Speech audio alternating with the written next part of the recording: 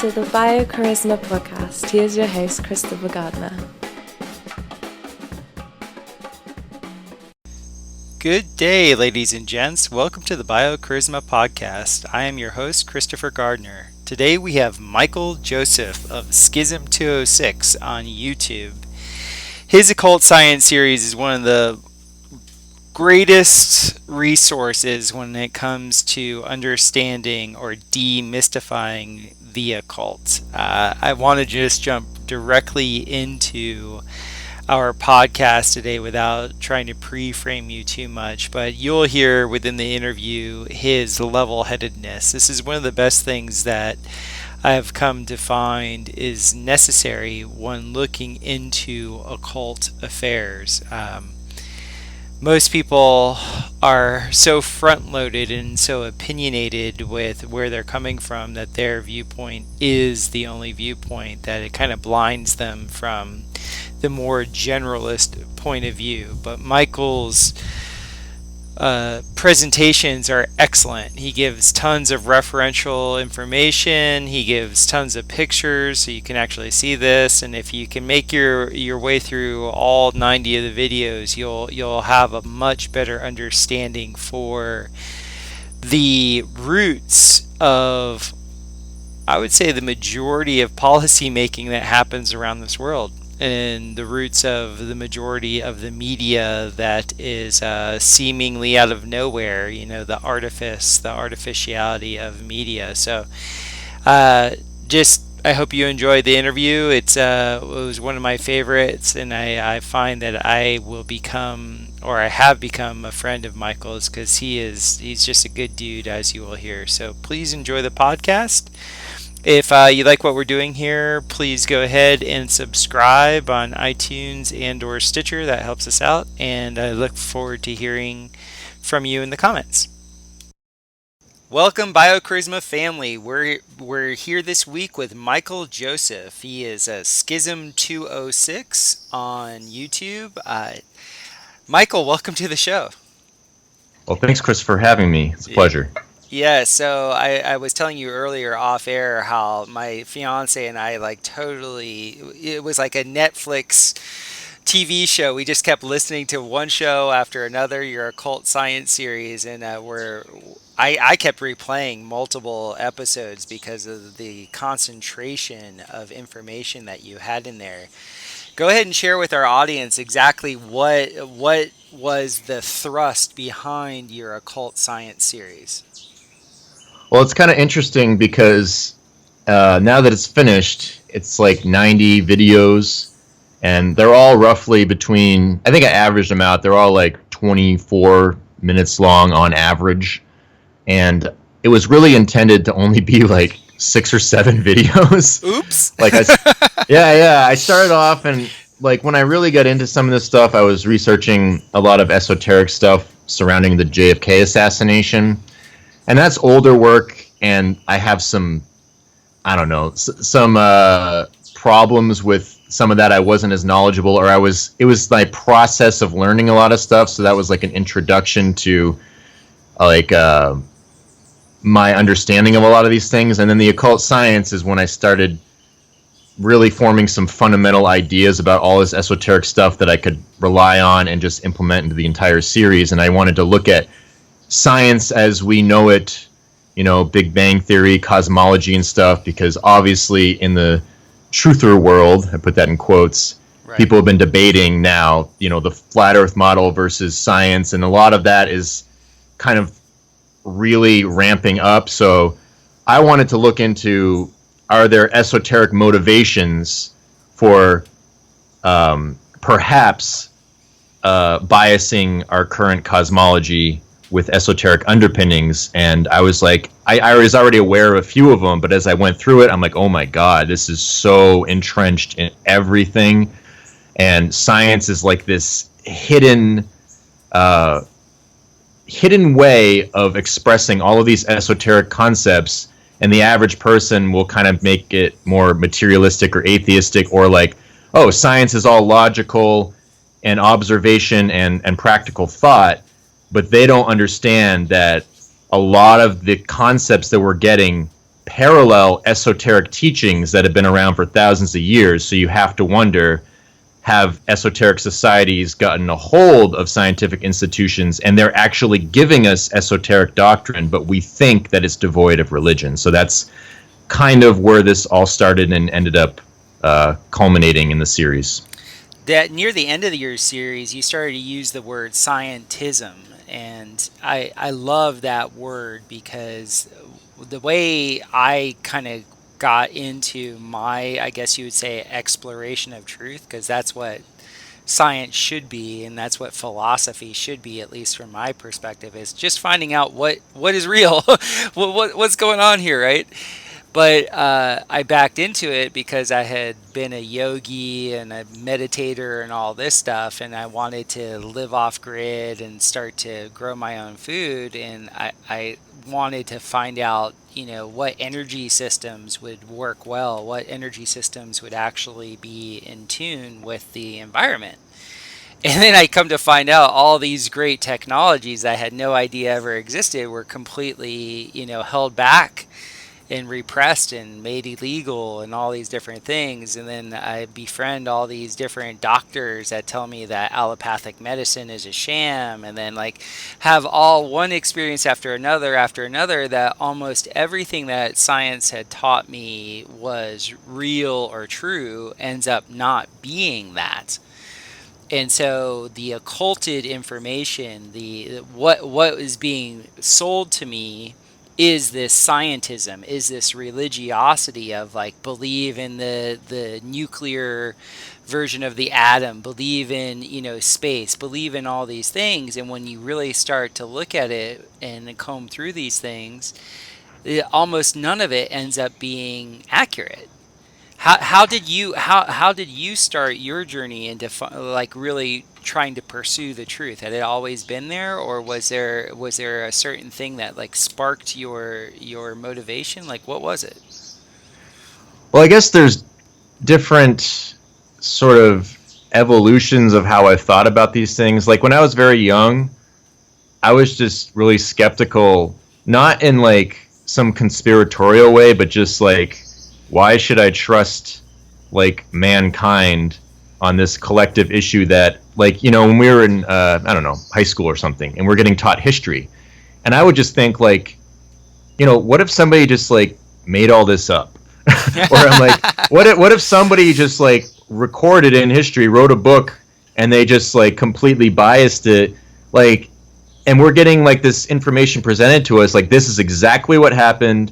We know that based on these discoveries, this is exactly how this civilization lived and all this stuff. And I'm it's almost to me, it's how could you possibly know these things to these exact details? And to me, it's kind of humans being arrogant, oh, I'm so smart, I can figure out based on this, relic of a tool that this society lived exactly in this way. And then you couple that with watching, quote unquote, the History Channel, and it's almost they present it they have it all figured out. And then you start listening to what you're taught about our universe, and they're everything's trillions of light years away, and we discovered this and that trillions of light years out in the galaxy. I'm dude, how can anybody actually know that? You know what I mean? These things are so grand. To me, it was just a lot of hubris to think that you can know what happened. Our Earth is several million years old. How can you possibly know these things, And I just think that they're impossible to know, and people are arguing about what happened last week, what was the real version of a news event that happened a few weeks ago. Right. So it's just to me, based on what I know about human behavior, I've just been very skeptical about everything we taught, but I never questioned it beyond there was some sort of esoteric religious underpinning to it, or some sort of, secret society group effort to control it all. When I'm younger, I'm just a person trying to be a kid, have fun, play sports, and hang out with my friends, Right. And so I still went through a lot of the programming. And for me, the hardest thing was I was very into music, and so I was one of those people that was kind of blinded by the rock star world and, VH1 behind the music and stuff like that. That's what I was more programmed with, that I was susceptible to, where I wasn't really trusting all of these other things, or I was like, okay, science gives us this technology that I have no idea how a computer works, so people are smart enough to do that, but when they take it to this level of trying to understand all this other stuff that I think it's like beyond human capability, that's when my eyes would glaze over and I wouldn't put much stock in it. So whenever I heard stuff about the Big Bang, I'm just like, that doesn't make sense to me on an intuitive level, but you always defer to, well, there's super smart people who make all this technology, so they must be onto something. So I would just kind of like, I guess I would just not care, but I've always had that skeptical mind. And then fast forward to the Boston bombing, that's what kind of woke me up to a lot of this. And it wasn't necessarily me looking at the event. It was somebody, me running into somebody who told me about, saying, well, that's a staged event, and then the New World Order, blah, blah, blah, blah, blah. And he like laid all this stuff out for me, and I'd never even heard of this. And I'm like, that's interesting. So from there, these weird synchronicities happened where I ended up starting to look into some of the stuff he was talking about. I'm like, oh my God, all of this esoteric underpinning and occult stuff, like I was like, this makes so much sense to me based on everything I was observing in the world. And I was already skeptical that there were a group of people that I just thought were just like rich people who knew how to manipulate humans and make money. I thought that's kind of where it ended. And then once I realized there was this religious or spiritual undercurrent to it all, that's when like my journey, all of a sudden, the veil was lifted after that. So that's kind of... This is the context. Yep. This is what I want to get into with you. I mean, for those of you that don't know Michael's work, please check out his Occult Science series. We can't condense 90 videos down into this interview. Just go and look at it. What the gist of it is, and please correct me if you get me wrong. And I'm not trying to devalue your work by giving a synopsis. I'm just doing that for the brevity of this, for our discussion today, is that essentially we are being programmed by a certain sect of people, and we don't know who these people are specifically. We might have a few players in the game, but there's a group of people out there that find it immensely important to program us with these many archetypes in staged events, whether it's a moon landing or the Apollo missions or the JFK assassination. There's so many different events that occur to us that the media goes ahead and just completely puts out there. And if your family was anything like my family, we were addicted to TV. The TV was always on. And I was just in Florida during this big hurricane that came in, and the amount of TV that's being watched when some massive thing is going to go on. I mean, the repetition of them saying the same thing over and over and over again, and then it turns out to be something totally different. Like there's this way in which events, disasters, or these big events shape and mold us, and your Occult Science series was brilliant at showing the symbology that's in there in this archetypal programming. Yeah, I guess that's a pretty good synopsis. And to me, sorry, go ahead. So in this archetypal programming, it seems like they're pushing us into, from this is my perspective, I'm not trying to say this is your perspective, they're trying to push us into believing that our salvation is in some electrical, hybridized, cyborg, transhuman future. Like it almost seems like it's complete. Like the scientism that you were speaking about is like it is a religion. It is this way of getting people to put all their faith in a weird way into the materiality of our cleverness. Yes, and what's very interesting is all of this esoteric stuff. It talks about hiding things from the profane, which would be AKA you and me, or the everyday person, from the viewpoint of these adept occultists, as they call themselves, or the initiated ones into the secret societies. And it's interesting because they'll complain, like Madame Blavatsky, who's one of the sources I go to a lot, will complain about materialists mistaking occultist viewpoints for being only materialistic or atheistic. And the profane people don't understand these spiritual philosophies that are hidden within them. And what's interesting is they say they hide them intentionally from the profane, but then they complain about people not understanding there's a spiritual component, which to me is just straight up hypocrisy. But also the idea is that, she basically states that Darwinism, the mass of people think it's materialistic, but the occultists view it as having this spiritual component, and that's what's hidden. So that's sort of, I think, a good way to set the tone for this discussion, where the occultists view a lot of this scientific stuff as very spiritual, but the mass of people are getting this materialistic version of it. And I think that that's this interesting plan of getting people disillusioned with regular religion that you grew up with, right? Like you go to Sunday school and you're taught all these stories, and then you see the world around you and you're like, well, how does this make sense? So to me, they build up a straw man spirituality that people will reject.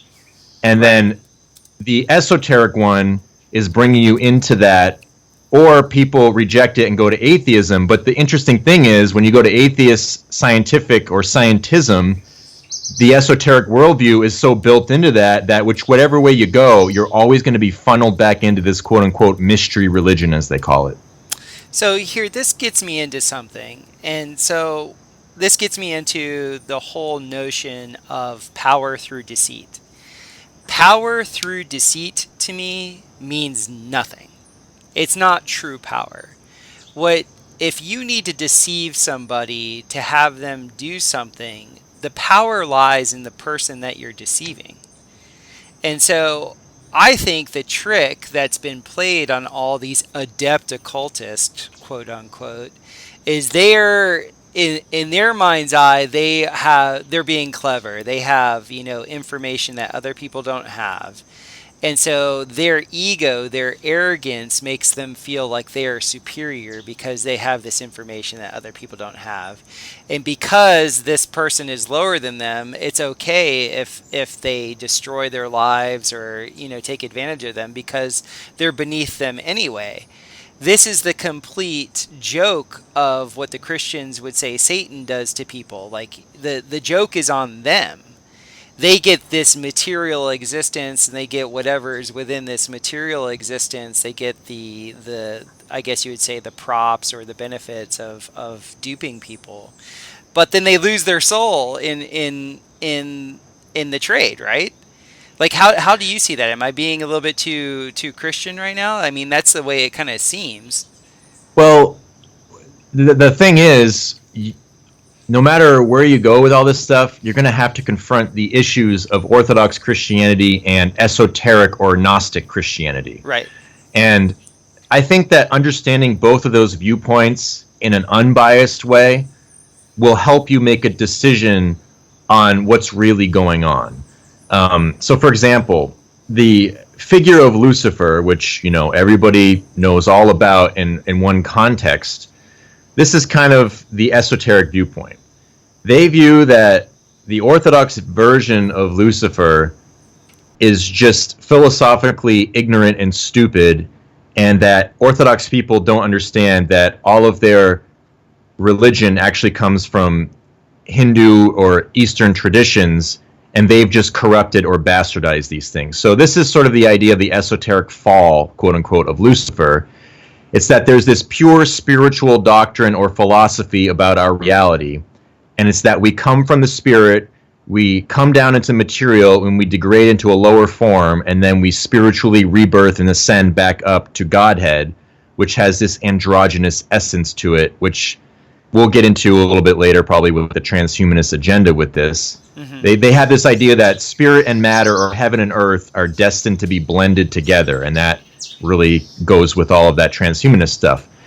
And so the Orthodox will say, well, that's the story of the fall of Lucifer in our version, where he was cast out because he wanted to be the highest god and had a lot of hubris or pride, thinking that he was the head honcho, should be in charge because the creator god was the idiot, and was cast down. And now it's very interesting how there's a lot of these themes that play out. But, of course, with the Orthodox side, there's a lot of stuff in there that I find to be a little bit, I don't want to say ridiculous, but just I don't see it describing reality. But perhaps, like I said, there might be a straw man effort to make the idea of a personal or creator God seem like crazy and evil and blood drunk as the candy to bring you into this other doctrine. And so really, to me, don't take my viewpoint on it, but I would say look at objectively what Orthodox Christians say. And what I mean by Orthodox Christianity, it's not what you grew up in Sunday school. That's actually a hidden version of the mystery religion where, you know, they worship the Virgin Mary and stuff like that. That's all esoteric religion at its core, whereas the Orthodox views things a lot differently. And so in my series, I will kind of bat back and forth between two different viewpoints on it. And just understanding those viewpoints will really help you make a better informed decision about what you think what's going on. But essentially, to wrap up this long-winded point, the elite class, they view this esoteric story of Lucifer as being a sacrifice. And it's not like a winged angel that's literal, flying around. None of this stuff is literal to the occultists. It's all allegories for human consciousness and a spirit of consciousness enacting through the material world.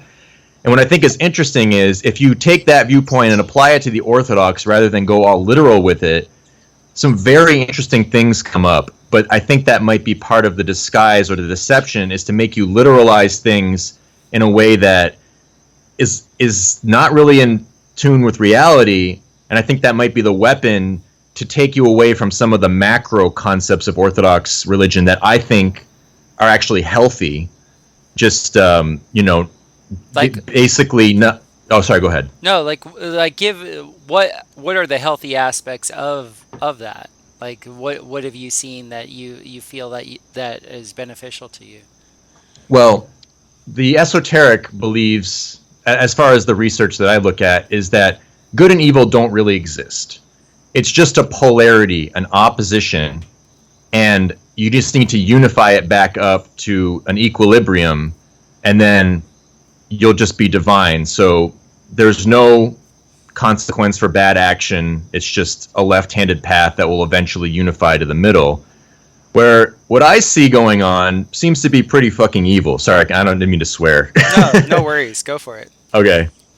And that's the distinction in the Orthodox, where there is a separation between a lower, quote-unquote, satanic force, but it is allowed to run its course or be utilized for a higher purpose, and maybe that's something that's more philosophical that we get into later. The other thing is that it's the idea of a personal God or creator God that has an invested interest in you on a personal level in reality or in this creation, whereas the occultist views it as way more impersonal and collective.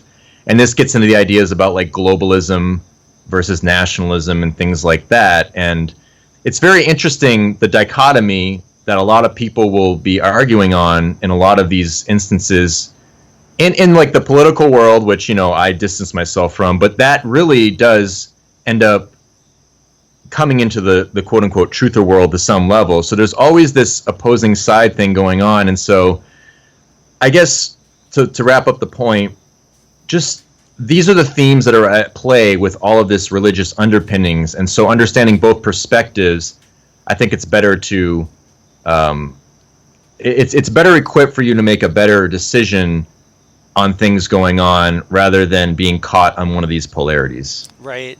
Just so you know, what my occupation is I'm a polarity therapist. It's a modality of body work where I access the parasympathetic nervous system and release holding patterns that people store in their bodies. And then once those holding patterns are released through actually giving an opposite or equal charge depending on what is there, whether it's a negative, which just means there's a pulling in. That's all negative means, is there's an absorption aspect, and a positive is a pushing out. So just so the people know what negative and positive, those even have connotations that are misperceived in nature or in in what we could say non-man-made reality, positive and negative are just states of flow. You either have Exactly. you have an out And oh, sorry, go ahead. yeah, you have an outflow or you have an inflow, and when these find what's called dynamic disequilibrium,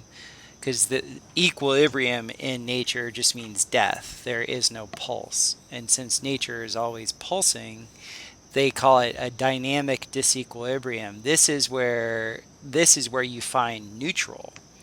And the neutral thing is pretty much, in my spiritual explorations, is really what you're trying to find, whether it's Buddha's the middle way, or in the Christian faith, not judging, leave all judging to God. Like, these are ways that you can find neutral. What do you think about that with what you've studied?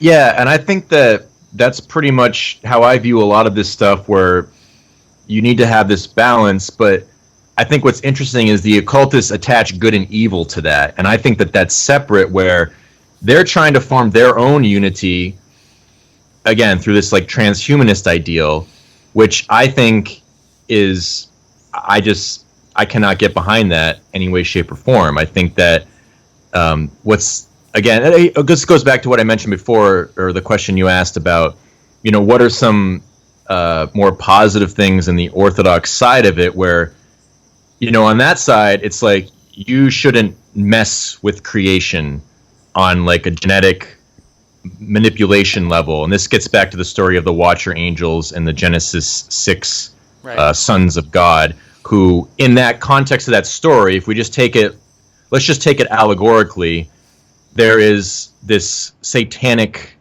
or fallen or rebellious sect of consciousness that wants to mess with creation and in their minds make it better, mold it in their own image, and essentially that's the rebellion.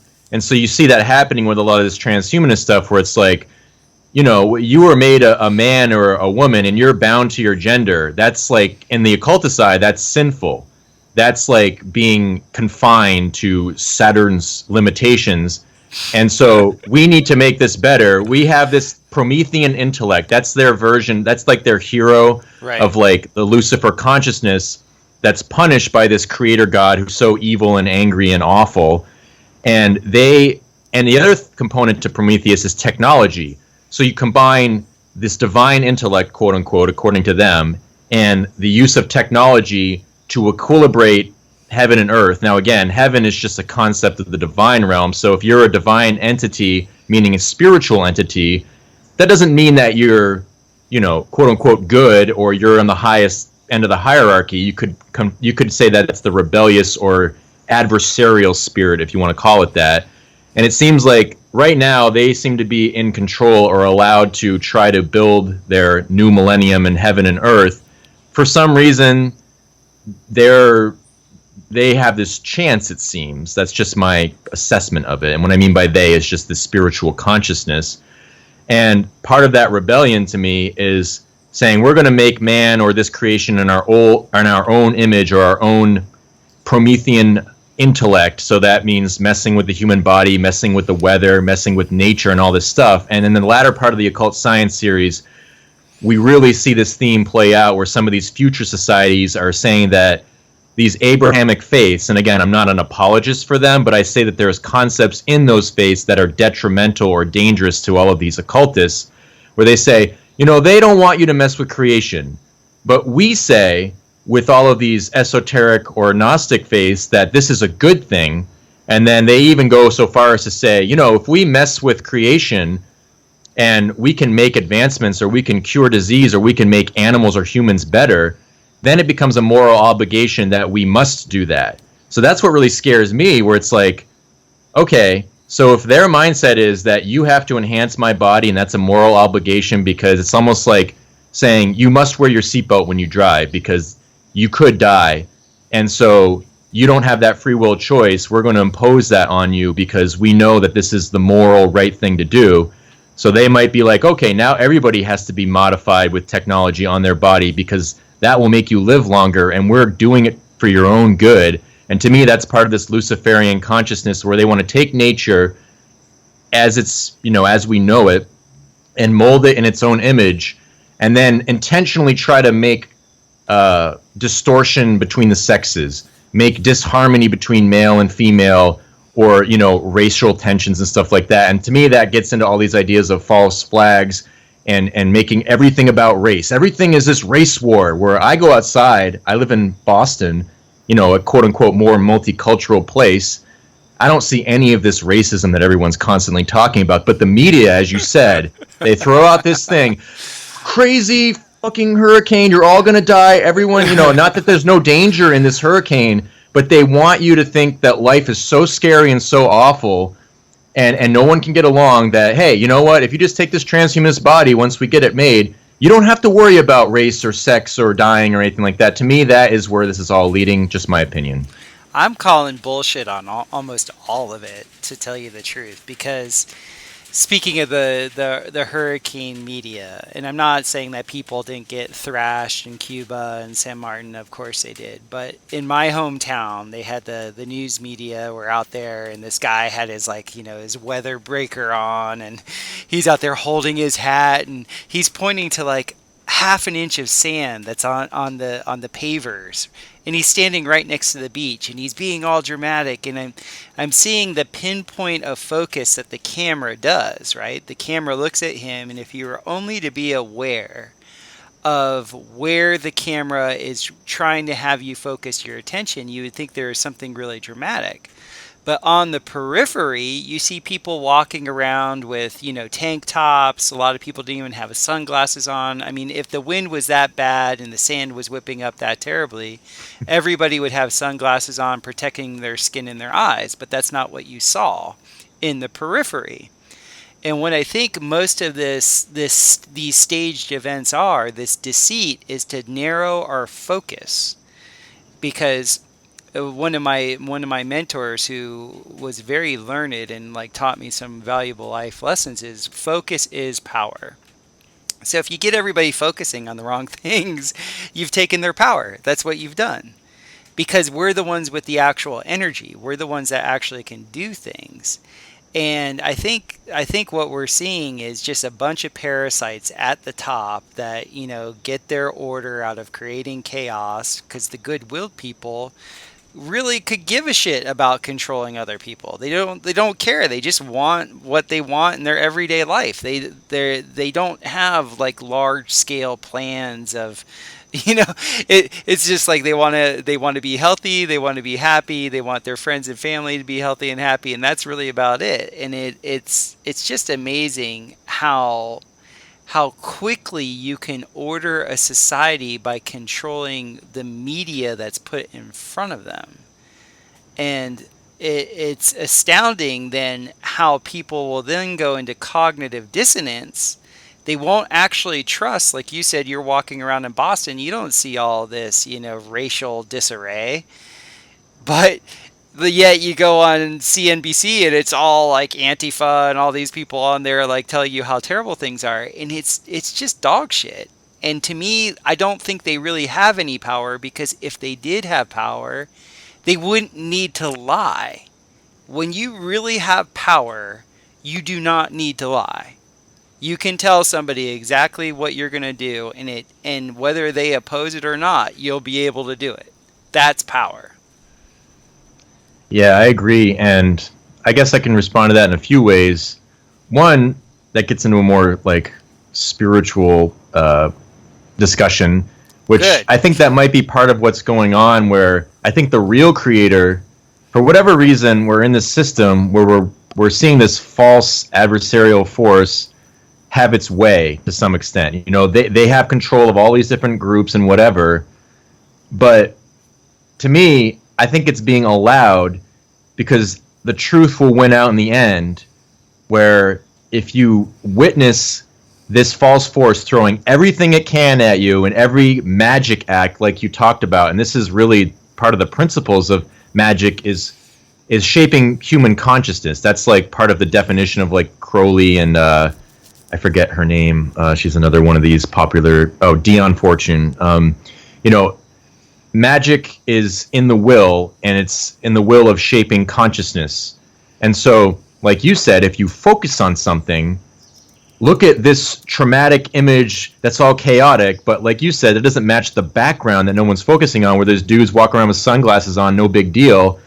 And that's kind of like what people will claim about things like, you know, the quote-unquote Ferguson riots, where if you get 10 people shouting like crazy and you put a camera in real close, it can make it look like thousands of people, you know?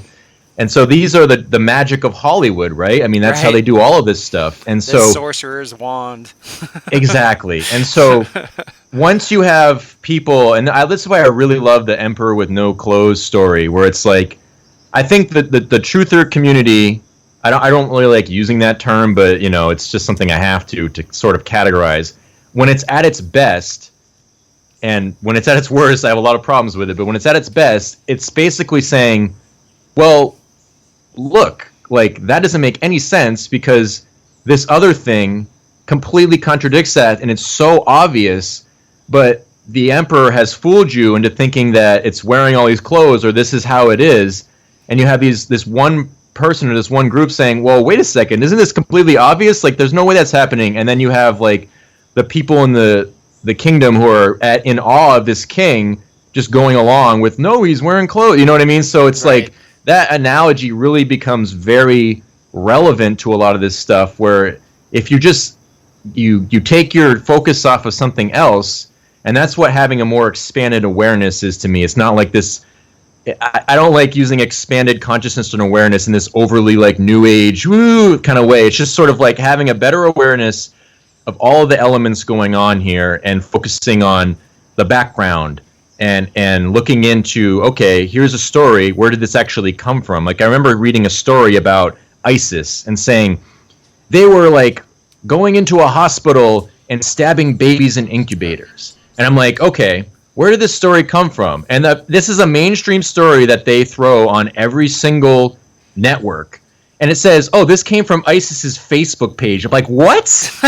Like, you're saying this is true because ISIS has a Facebook page. Meanwhile, they're shutting down Facebook page for any reason possible, but ISIS gets to have one. And like, they said that they did this, so now all of a sudden that's completely true. I'm like, this is insane that anybody would believe that. But nobody looks beyond the tagline. ISIS goes in and stabs babies in incubators. You know what I mean? It's just like nobody looks to the source and be like, well, that's a pretty dubious source. So this is kind of cool because this rounds back to what we were talking about earlier with John Taylor Gatto, and what he focuses on is the fact that the new schooling that's going out there, it's not education, it's schooling, and it's all about shortening a person's attention span.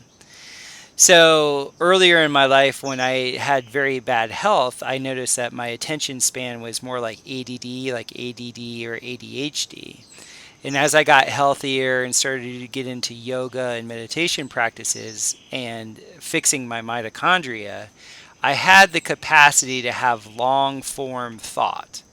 Whereas like a kid, I could only think of maybe a sentence, if I was lucky, maybe a paragraph, to have one concept, right? I was like bouncing all over the place. And then now I find that I can have a very long chain thought, and I can hold focus. And so, focusing only on a tagline, only seeing like this little, jump cut sequencing that's done in the media where they always have you shifting your attention, like 1 or 2 seconds is too long. It drives me nuts. Because it's the repetition compulsion syndrome that occurs in a person's mind. All it is literal brainwashing. You're flashing lights. That's the way they used to brainwash people, literally, is they just flash lights at them, like in different patterns, but very, very quickly. That's all that's going on. Yeah, and that concept of just quick flashes and things like that. I remember this is like one of those moments where your jaw kind of drops. I remember I don't get too detailed because this is a personal story, but I was in a house and they had just had a kid, and their kid's watching TV, and the parent is like, "Oh yeah, this is like specially tailored to children to like help them develop." And I could not believe this. They're like, what they do is they change images a lot to help aid in their development. And I'm like, what? That's aiding in developing ADD. Right. And they're like, oh, some doctor did this study and wrote a book, and then like they made this video for young kids to watch, and this will help them develop their mind. I'm like, it sounds like I'm like, that's one of those, again, emperor with no clothes moment, where I'm like, that sounds really bad. Like, isn't ADD a problem? They try to feed kids medication for all this crap, and like, isn't this just developing that? But like, the people are so, I guess they're so trusting in these sources that they would never intentionally make our kids stupid, and that's just. This is false. Sorry, this is false idolship. What occurs, and this is what I see, the biggest enemy to the state is your independence.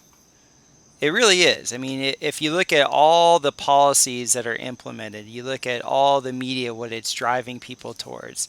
One world government, one big brother state, one religion, this oneness bullshit paradigm. But you can't be independent from it. You have to play their game. That's what they want. They don't care in what capacity that you're playing the game. It's just as long as you play the game. But if you opt out, if you say, no, I'm good. I got this property over here. I'm going to, get my energy from solar. I'm going to get my water from a creek. All that's going away. They're taking all that away. They're making that near impossible to happen. They need your involvement because you're the one with the power. They themselves are powerless. They're a parasite, and like any parasite, it needs a host. And so I just see all this deceit and all this policy is out there to really make people believe that they have to be part of this system. And sorry, go ahead. No, and it's just not true. I'm sorry, I cut you off. Oh no, it's pretty interesting because this kind of gets back to some of the theology of the mystery religion or the esoteric occultism, and it's really based in Gnostic Christianity. Now, I'm not bashing this viewpoint. I'm saying that it's a system of looking at the world that could be utilized in a specific way. So I'll just put it this way. You say you have this macro concept like freedom. Everyone can agree, we want freedom, right? But everyone's version of freedom might be different. The details of freedom need to match the macro concept. And when the details differ, that's when people argue about what's freedom. So that's kind of like, the more social justice warrior type might be like, well, freedom is equality, but that means you need to shut up and agree with our viewpoint that, everything we're talking about, if you don't agree, you're racist. You know what I mean? Like, well, that's not freedom to me. That's, you're not able to speak your mind. And on the flip side of that, you have like the West, or the big corporate imperialism that is impinging on, the world. And that's not freedom either when you're trying to like basically control everything. So to me, both sides of that argument have validity, but they can't, they have these polarized viewpoints of it, and I think that's by design. But again, back to the point, there's a macro concept that needs to match the micro. So a lot of this Gnostic ideology, when I see the way it's being implemented, I think it's very destructive on this mass level that the elites seem to be following. So not to get too long-winded, but do you know about like the Gnostic concept of the demiurge? Yes, I do.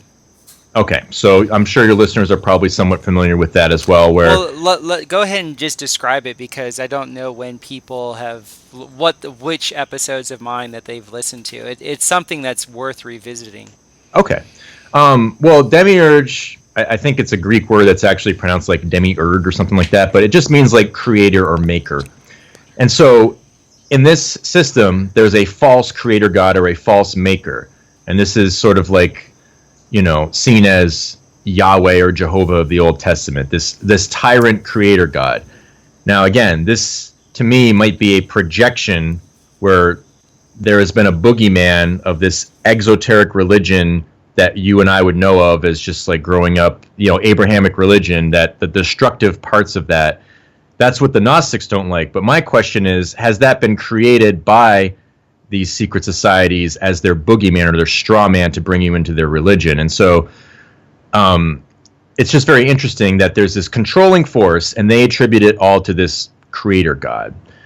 And so what you see kind of happening, which I think is interesting, is all of the institutions that they attribute to the demiurge is control of like government, monarchy, and whatever. And so there's this idea that if you're not initiated into the mysteries, if you aren't illuminated, if you don't understand that the demiurge is a false construction, then you aren't going to move up in these secret societies. So their version of the demiurge is a creator, personal god, right? That's the big enemy, and that's the thing that we're kind of talking about, where, you know, they don't care about screwing with creation because they think that they're molding it in a better way. And so if you don't get initiated into these mysteries in the way that they want you to, then they're going to keep you confined to this controlling system that I think that they're in charge of what they think the demiurge is. And once you're initiated, then you're probably going to be able to move freely through society. And like, if you get in legal trouble, no big deal. We have these whole world of adepts running things that they'll just get you out of it. Whereas people like you and me, if we're trying to fight this system in that way, they control it. So to me, unless you get indoctrinated into their religion and you align yourself to their consciousness, you're not going to move up. And that's the weird thing with like a lot of these celebrities. I think that you see these celebrity freakouts. You wonder if like they're trying to move them up this ladder, and some people might be resisting, and then all of a sudden they freak out, and then the media demonizes them. Like all of a sudden, like Jim Carrey is a crazy conspiracy theorist because he's speaking out against vaccines, and then they take a picture of him with a big beard looking like the Unabomber. Look at Jim Carrey. What a crazy guy. He says vaccines are, you know, there's something wrong with them. And then his girlfriend mysteriously dies. So I just wonder if like there's like weird systems where people are at different levels in this, and they don't have a certain awareness because they aren't at this next level. And that's the key of deceit. Like you said, we have the power, but we get deceived by focusing on these false things, thinking, okay, this is cool, I want this, and then you move up, and then you realize, like, wait a second, this isn't what I thought it would be. I feel like I was duped. But if you were a little bit more aware at that lower level, you might have seen that coming and withdrawn from it. So I think that this is the great spiritual battle that's going on with a lot of this stuff. I completely concur that it's a spiritual battle in that way, and it would make sense to me what you're saying in two regards. The first is the law system. Like in law, the more I'm learning about law, the more you go through the pains of actually detaching yourself from the straw man, the legal straw man, the legal fiction that is created. That in and of itself is a journey into sovereignty, like actual spiritual sovereignty. And so if you're not willing to do it on a physical level, how are you going to do it spiritually? And on the second level is that, once again, touching on John Taylor Gatto's work, is that he said the two organizations that are really pushing this agenda, the Hegelian dialectic, is, he said, the Sophists and the Jesuits. And they're doing it under the same principle that, you know, the cream will rise to the top. If they both have this unified idea that as long as we're stressing people and stressing the environment, it will cause those that have the capacity to rise and those that don't have the capacity to fall. We want to hang with the people that can rise. Like Darwinism, right? Exactly. But it's engineered Darwinism, which gets back to our original thing that we're talking about. So here in the legal system, you can opt out of the legal system, but your consciousness has to be very high. First, you have to be willing to go against the norm. Most people are not willing to do that. Most people want to go along to get along. And if you're familiar with in the Christian faith, what does Jesus say? Like, Jesus is like, you know, the story of the prodigal son, you know, don't look at the 99 sheep that stay, look at the one that, you know, goes away. That's the one that you want to follow. So I look at detaching yourself from your legal straw man as this way of really kind of it's the physical representation of your spiritual self being distilled. You're willing to go against the grain. You're willing to state and make a proclamation that I am sovereign. And you're willing and you have enough intelligence to do so. And so this fits your model that they're probably right. The profane, if they're happy with their football game and their fucking hot dogs and working as a slave their entire life, well, so be it. But the few that go ahead and declare themselves sovereign and go ahead and do what they need to do to build a monastery on their property so that they're completely outside of the tax system and that they are an actual sovereign. Like, they actually honor that. It's amazing that they will honor that. That's like part of their magic. So you just linked two dots for me that are absolutely huge, because I've been wondering why do they honor that side of the legal system? Like, why wouldn't they just rig it so everybody fails? But from my studies, it shows that, like, you can actually become a sovereign, but it is a very tedious thing to do. Yeah, that's what's interesting about it all, is because when you read a lot of these doctrines, it's like I don't necessarily disagree with a lot of the teachings. I'm the same way. And it's so weird because, again, I bring it back to this macro concept. It's how you implement those teachings. To me, it's really the inner depth of you and how you are being, where do you care about people or not? Or, it's that inner spirit. What are you really channeling at its core that will manifest through how you implement some of these sorts of themes. So, like you said, the idea of dumbing down humanity and seeing who rises, they're trying to do that to me purposely, but they have to rise by their standards. And what I mean by they is, again, the controlling system, the occultists, the one world international globalist secret societies, whatever you want to call them.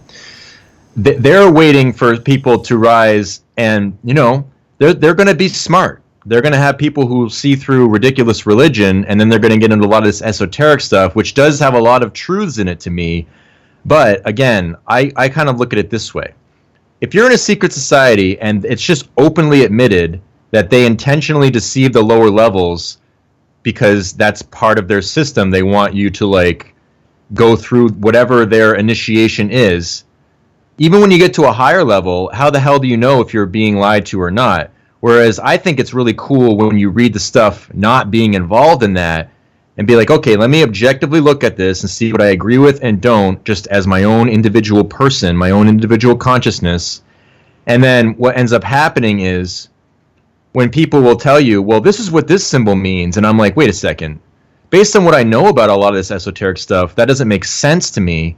And let me formulate my own idea about it. And this is what I like doing, where it's like part of the series is me giving an interpretation of some of these symbols without that, like, indoctrination into it. Where I'm like, based on what I know, this doesn't make sense esoterically speaking. Let me put it and assimilate it in a way it makes sense. And here's what I got. And I think that that's what I at least feel good about, offering something to give a perspective about what occultists might view about something like the Apollo 11 moon landing. To me, if a lot of this stuff is allegory for human consciousness, then these adept occultists wouldn't give a shit if there was a